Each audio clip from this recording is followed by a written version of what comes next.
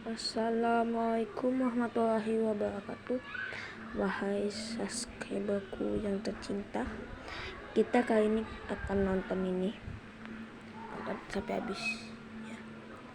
Oh, sinyalnya agak aneh.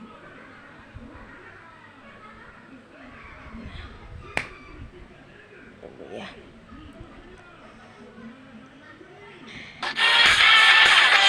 Kita tunggu dulu ya. Secara gratis Jets French Fries temukan di Minimart bareng sobat lo. Masih ingat gak nih, Geography sudah pernah membahas negara dengan perbatasan terpanjang di dunia. Dan kali ini akan menyuguhkan kalian mengenai negara dengan zona ekonomi eksklusif terluas di dunia. Penasaran kan? Yuk, langsung saja simak ulasan Geography berikut ini.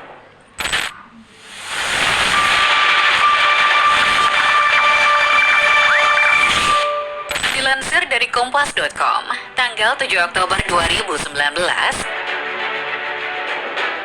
Menteri Kelautan dan Perikanan Susi Pujiastuti telah menenggelamkan sebanyak 40 kapal di perairan Natuna dan Pontianak. Bu Susi menenggelamkan kapal-kapal itu bukan tanpa alasan loh, Geolovers. Kapal tersebut adalah kapal-kapal yang telah mencuri ikan di Indonesia. Jadi, negara kita berhak untuk mengambil sanksi kepada kapal asing tersebut karena telah melanggar batas teritori perairan Indonesia. Setiap negara yang memiliki pesisir pantai memiliki dua zona utama teritori perairan, yakni laut teritorial dan zona ekonomi eksklusif. Zona ekonomi eksklusif negara tidak lebih dari 200 mil laut atau 370 km dari garis pangkal laut teritorial.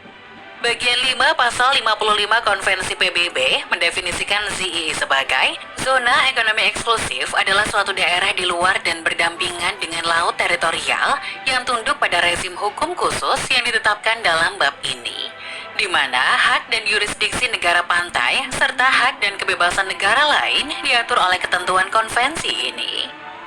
Oleh karena itu, pada tahun 1982, United Nations Convention on the Law of the Sea atau UNCLOS menetapkan seperangkat aturan tentang bagaimana membagi wilayah laut.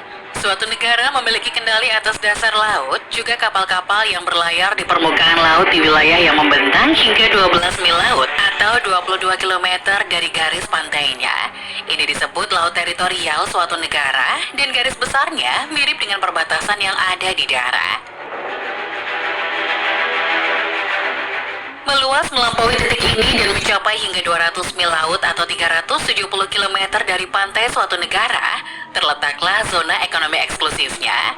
Di wilayah ini, suatu negara memiliki hak mengeksplorasi dan mengeksploitasi sumber daya alam di dasar laut, tetapi tidak memiliki hak atas apa yang ada di permukaan.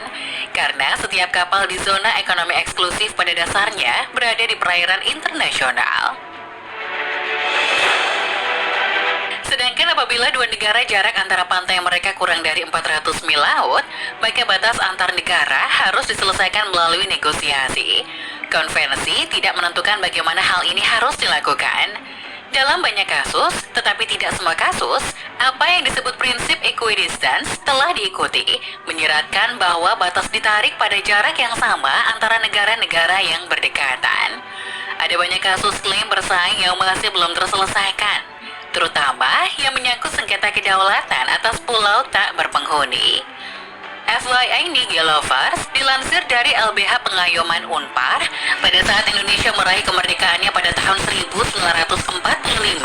Indonesia belum memiliki aturan domestik terkait wilayah maritimnya, sehingga masih mengadopsi aturan dari kolonial Belanda, yakni mengikuti aturan Territorialisme en Maritime Kringen Ordonnantie atau TZMKO tahun 1939. TZMKO mengatur bahwa lebar maksimal laut teritorial yang dapat dimiliki Hindia Belanda adalah 3 mil laut atau 5,5 km di setiap pulaunya. Tentu saja, hal ini menyebabkan adanya laut bebas di antara laut teritorial Indonesia yang memiliki ribuan pulau. Kita cepat aja ya guys. Mereka aku cepatin dikit aja. Bebas di antara teritori perairan Indonesia seperti yang terjadi sebelumnya. Kerajaan Indonesia menjamin kedamaian bagi kapal-kapal asing yang melintas, asalkan tidak bertentangan dan mengganggu kedaulatan negara. Deklarasi Juanda tersebut segera disusul dengan suatu peraturan perundang-undangan domestik Indonesia yang tertuang pada Undang-Undang Nomor 4 PRP 1960 tentang perairan Indonesia. Namun demikian, perjuangan jauh dari kata selesai. Deklarasi dari Indonesia tersebut tidak serta-merta diterima masyarakat internasional. Negara-negara maritim besar yang sudah biasa menggunakan laut bebas di antara pulau-pulau Indonesia sebagai jalur pelayaran angkatan lautnya segera menentang deklarasi Juanda. Lalu dimulailah kisah panjang perjuangan diplomasi Indonesia. Lihat ini, dan aku tidak bisa melanjutkan lagi.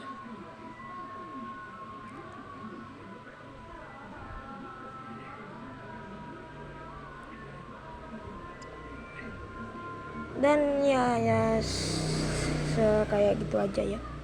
Dan mohon maaf ini gak jelas. Apa ini? Gak usah ditengok. Gak baik.